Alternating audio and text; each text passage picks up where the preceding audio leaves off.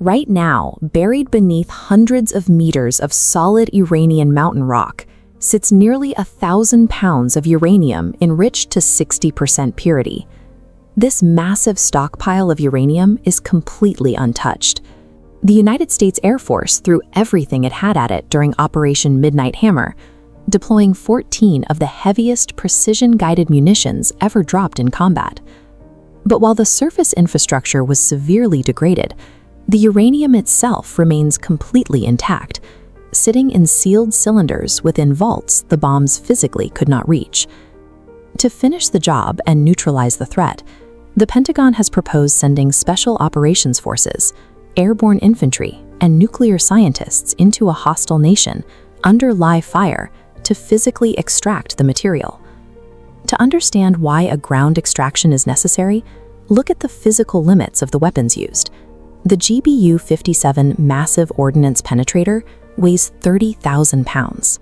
The Air Force engineered it specifically to punch through rock and concrete, but its absolute maximum penetration depth is 60 meters of earth.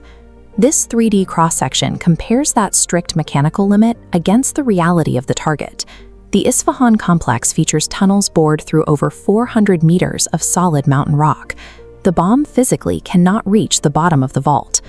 Air campaigns excel at collapsing exhaust shafts and burying portals. They deny access to a facility, but they cannot confiscate fissile material. The true strategic target remains completely untouched. This visualization tracks uranium enrichment.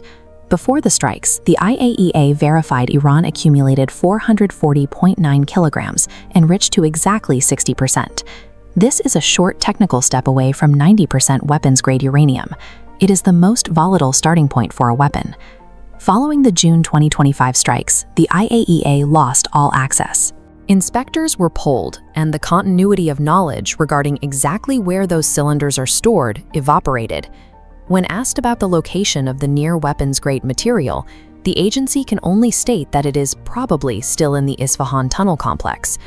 Operating on the word probably creates a massive intelligence deficit.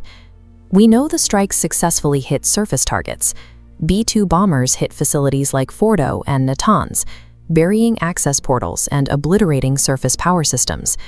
Meanwhile, Tomahawk cruise missiles launched from U.S. submarines hammered the surface footprint of the Isfahan complex.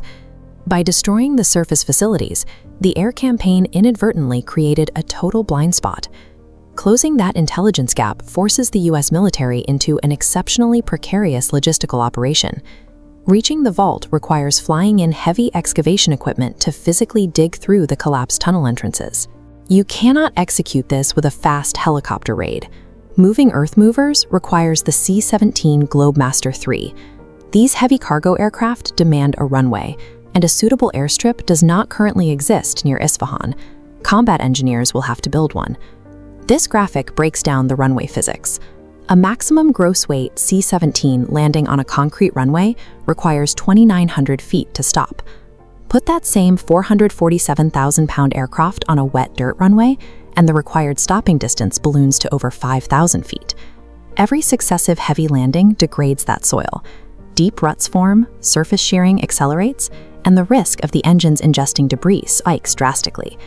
Because of the massive excavation requirements, this operation requires weeks of sustained heavy airlift directly into a contested environment. Every time one of these cargo planes makes a slow approach or struggles on takeoff from a damaged dirt strip, it presents a massive, nearly stationary target. The sheer mass of the logistics required to reach the vault means American forces must hold a fixed, highly vulnerable position deep inside hostile territory. The target material itself complicates this further. The highly enriched uranium is not stored as a solid metal. It is held as uranium hexafluoride, a heavy, fragile gas compound stored in industrial cylinders. This chemical reaction model details what happens if a cylinder is compromised. The moment uranium hexafluoride contacts ambient moisture in the air, it reacts violently, producing hydrogen fluoride and uranyl fluoride. This generates a highly corrosive and lethal acid cloud. A ruptured cylinder in a humid tunnel creates a catastrophic chemical emergency long before radiation exposure becomes the primary concern. Extracting the specific Type 5A and 5B cylinders requires a highly delicate process. Teams must locate the targets, verify they are genuine, secure them in shock-resistant overpacks, and carefully move them to the surface. You cannot assign this task to standard infantry.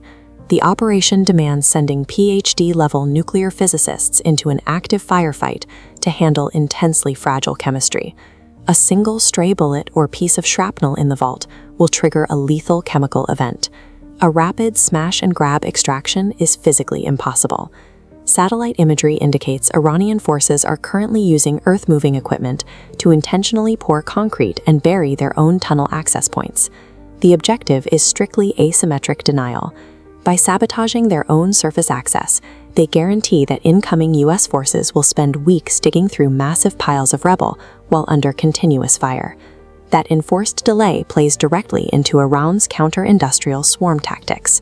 They have maintained thousands of mass-produced loitering munitions specifically designed to overwhelm static positions.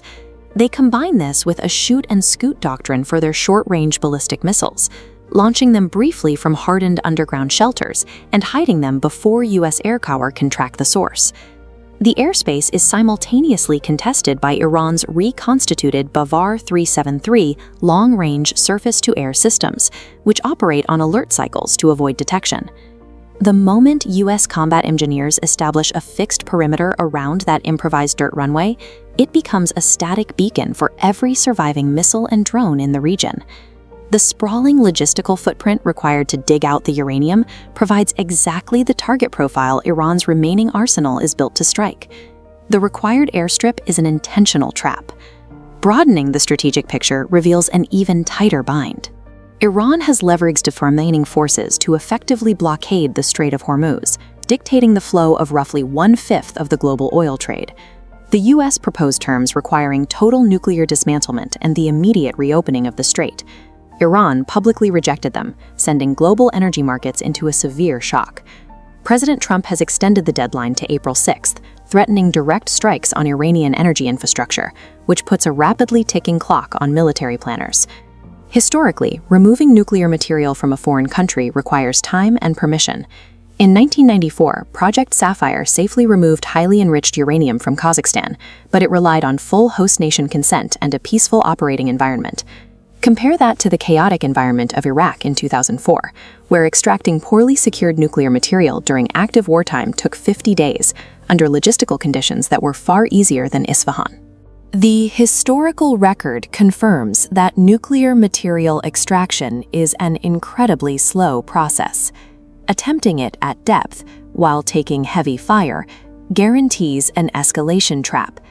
Planners face a catastrophic failure state.